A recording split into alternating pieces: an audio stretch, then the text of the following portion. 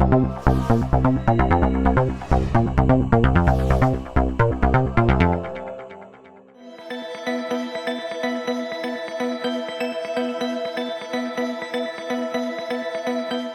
had a terrific finale to the series, Reinvent the University for the Whole Person.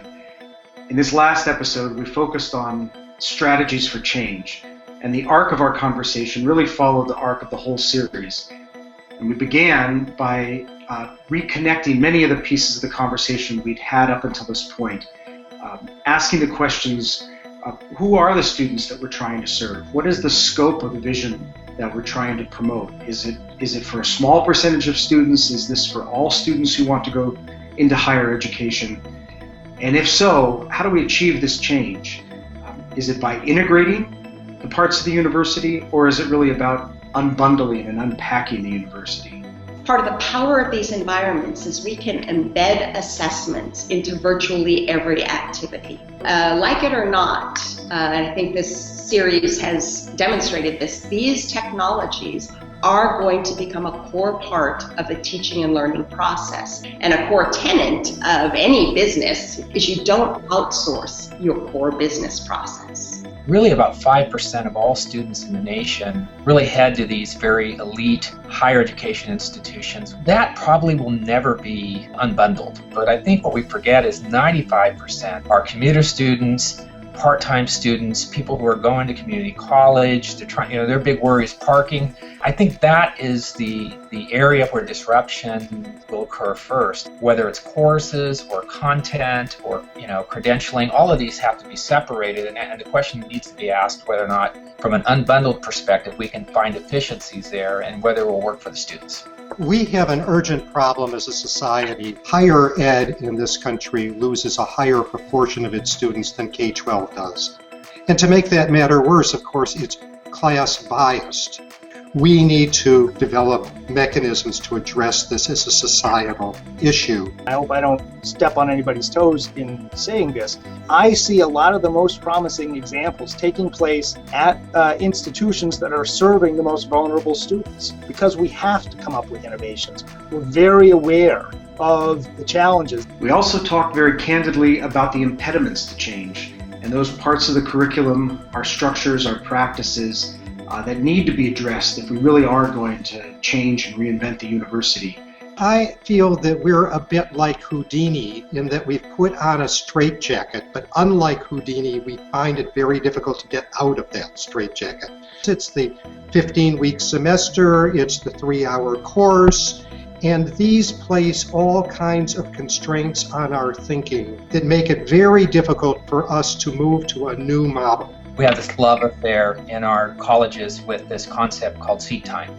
That the only way you can really learn is to be in a seat with 30 to 50 to 200 if you're in a lower division course of your fellow students. We probably need to figure out how to deal more with how do we get credit for screen time. I'd like to quote one of my former colleagues at Carnegie Mellon, Herb Simon, who once said, "True improvement in post-secondary education would require converting teaching from a solo sport to a community-based research activity." But the faculty role is going to change. And I think some of the fear you hear is that these technologies are going to dumb down the faculty role. I would disagree with that wholeheartedly. We all agreed that this was an historically unprecedented opportunity to reinvent the university in ways that diversify and personalize pathways for students, and that those were the leverage points for our strategies for change. One of the most effective ways of using new technology, I'm convinced, is through data analytics and learning dashboards that will allow us to monitor student learning in a fine-grained manner in real time.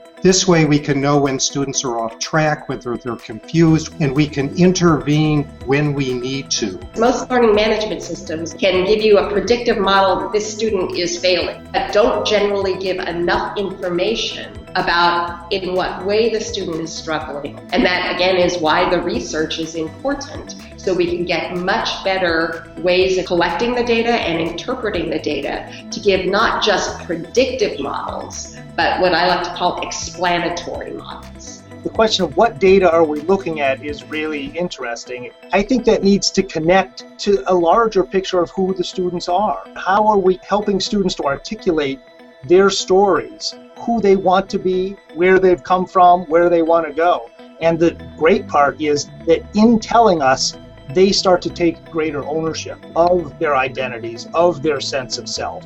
And that's really critical for the kinds of success we want to promote. Some of the conceptual things I think that we're beginning to call out is to really validate the importance of building on student strengths, who they are. If you're designing, there are several different questions that we might ask that would be very helpful here. So one is, who are you designing for?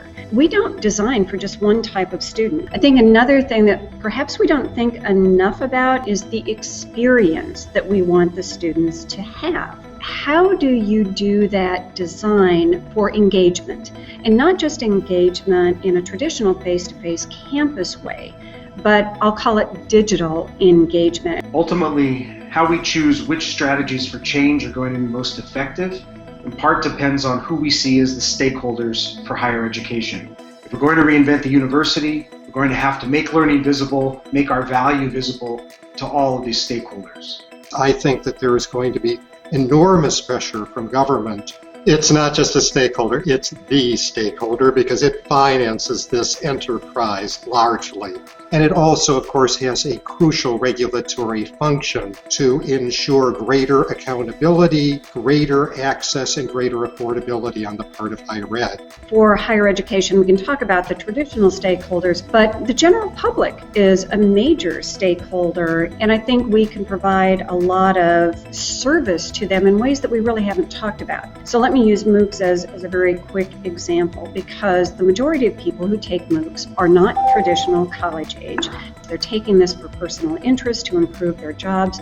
Those people are moving in and out of the workplace and education all the time. But I just want to remind us that we're all students forever. There is this delicate balancing act that we're doing between thinking of higher education as a private good, meaning I'm going to college so that I can get a better job and improve my own economic circumstance, versus our subsidy of higher education because we recognize it as a public good that is of interest to the entire country for us to have more informed citizens that can effectively participate in a democracy.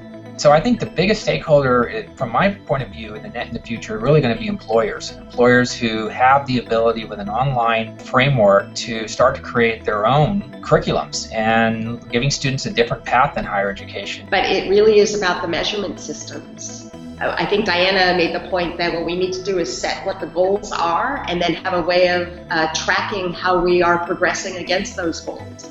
And to the extent we let those goals be defined externally only by what employers want or what will give you a better paying job, then we lose the battle. I think that students are an often overlooked force for change. Students have to participate actively in the integration of their learning across different sectors. And we've got to be thinking about how that happens and how we help them do that. That's a process that, while it doesn't say that the rest of it's not important, if we don't do that, the rest of what we want to accomplish won't happen.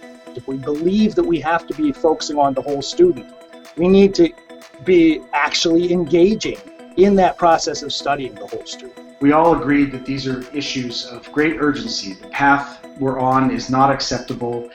Access to quality education is very inequitable in our country, and a vision of what a robust and quality education could be is not well understood. This episode was a wonderful ending to the entire series, and we now have all the pieces that we need to put together a synthesis of all the best insights into a complete package for a vision for how to reinvent the university for the whole person.